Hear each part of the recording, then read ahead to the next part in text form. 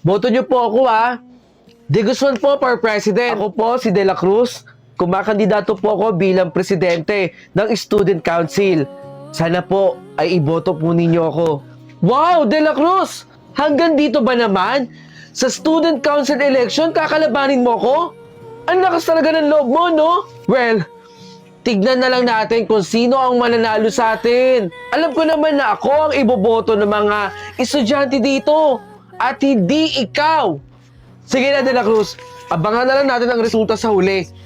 Ay, De Guzman po for President. Boto niyo po ako, De La Cruz po.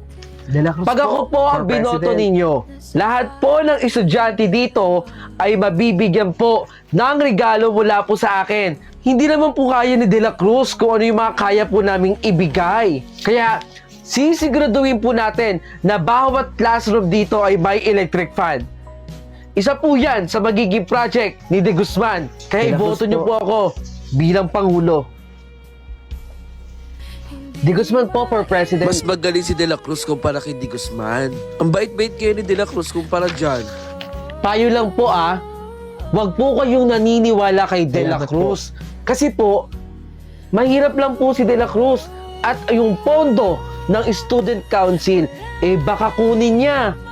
Doon niya kunin yung panggastos sa bahay nila. Kaya kahit ano po, wag niyo na pong pakikinggan si De La Cruz. De Guzman lang po, bilang presidente. Asahan po ninyo. Umayos ka, De La Cruz. Salamat po, Salamat po sa suporta. Ang nakakuha ng mataas na boto ay walang iba kundi si De Guzman. Congratulations! Yes! Salamat po! Salamat po! Sabi ko sa'yo, De La Cruz ako ang mananalo bilang presidente. Sandali lang po, katahimikan. Disqualified po pala si De Guzman dahil sa kanyang ginawa. Ang tunay na presidente ay si De La Cruz. Salamat po! Ako na yung Pangulo ng Student Council!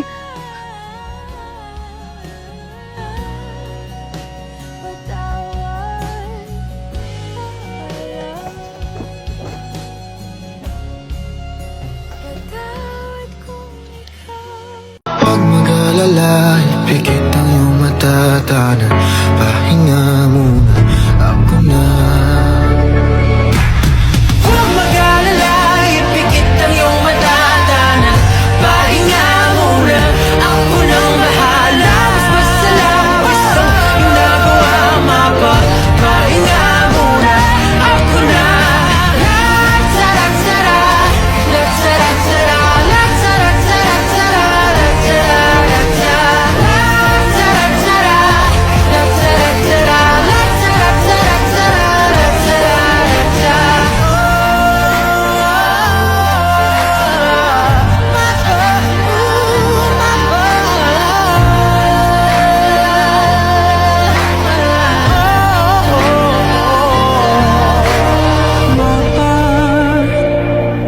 Pahinga muna.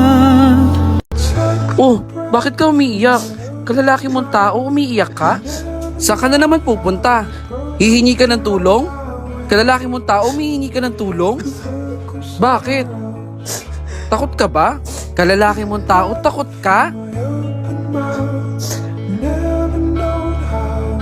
Nakakapagtaka lang na 4 na lang yung notebook mo dito sa loob ng bag mo. Hindi ba't binilang kita ng 5 piraso?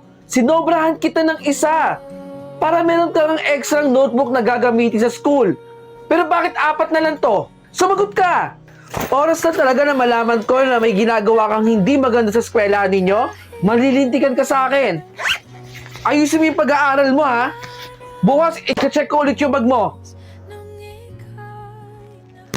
Napakabulala mo talagang bata ka! Sakit po, ma! Sakit po. 3 pirasong lapis ang binili namin para sa'yo. 2 na lang to. Ang mahal-mahal na bilihin ngayon, anak.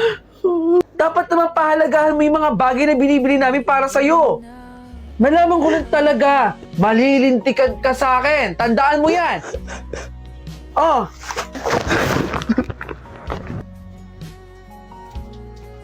Anong oras na?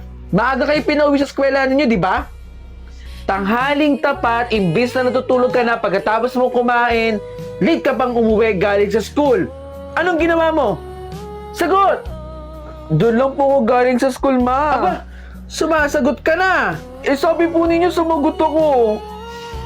Siguraduhin mo lang nag-aaral ka lang mabuti, ha? Dahil hindi kami nagtatain ng pera ng tatay mo. Ma, pwede mo po ba akong baunan? Sabado ngayon na. Wala kayong klase, anak. Opo, alam ko po. Mag-aaral-aralan po kasi ako dito mag-isa eh.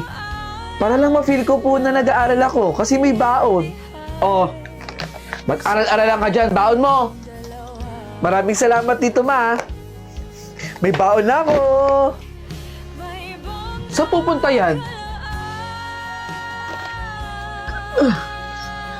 Hoy, bata! Oh, may dala akong pagkain oh. Pagkain? Para sa'yo. Kainin mo yan ha. Salamat ha. Pagkatapos mong kumain dyan, mag-aral-aralan tayo. Dala ko yung mga gamit ko dito Huli eh. ka! Sino yan? Bagong kaibigan ko po. Bagong kaibigan? Nasaan yung mga magulang mo? Wala na po akong magulang eh. Palaboy-laboy na lang po ako dito. Salamat ha. Ito oh, notebook tsaka isang lapis. Oh. Eh baka magalit sa'yo yung mama mo. Hindi naman magagalit sa akin yung mami ko eh. Di ba gusto mo mag-aral? Hindi para sa'yo na yan. Magsulat-sulat ka dito. Naku, uuwi na ako ah. Bye! Na, last na to ha. Kanina pa tayo Last naman na to nag-selfies. eh. Bye! Ayan. Patingin nga. Uy, sali naman ako dyan. Kanina pa kami dito. Dapat sumama ka. Ang ganda naman ng hair clip nyo. Saan nyo nabili yan? Nung binili ko kasi ito, 2 na lang yung stocks. Ay, di bale. Bibili na lang kita doon. Babalik ako sa store na yon.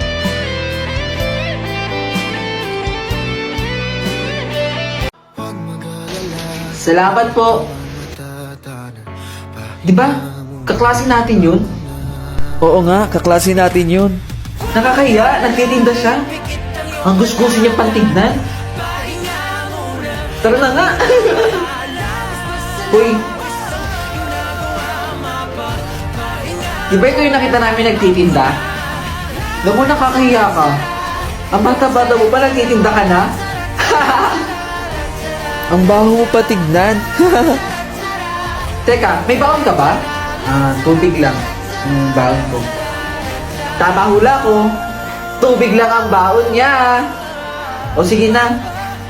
Aalis pa kami. Bye-bye. Iyo, ito ang bayad namin. Salamat po. Uy, ayun siya, nagtitinda. Psst. Pagbilan kami. Ilan? Lahat to. Babalik kasi kami ng school eh. May gagawin lang kami. Salamat ah. Pumunta ang ate niya kanina rito. Sabi, wala na daw ang nanay niya. Tama ba yung narinig ko? Hindi rin daw makakapasok ng ilang araw.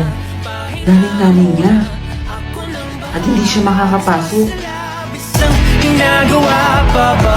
Pahinga muna.